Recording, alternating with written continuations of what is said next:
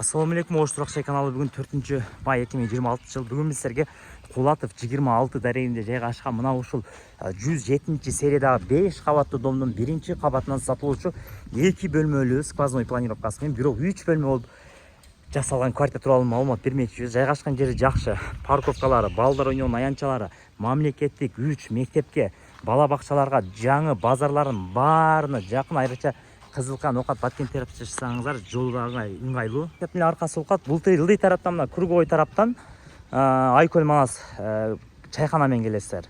Көкөмүй көчө. Бул жагынан болсо Нирвана тараптан. Бул жактан болсо мына Ихлас Нурзаман тараптан. Болсо мына Бекмамат Осмонов көчөдө Достук сейил паркы жайгашкан. Мына көрүңүздөрбү? Мороженое жегени, Акниет маркет, бул жакта мына кафелер. Мына 60 жылдыктын ушуну өтүп бара бересиздер.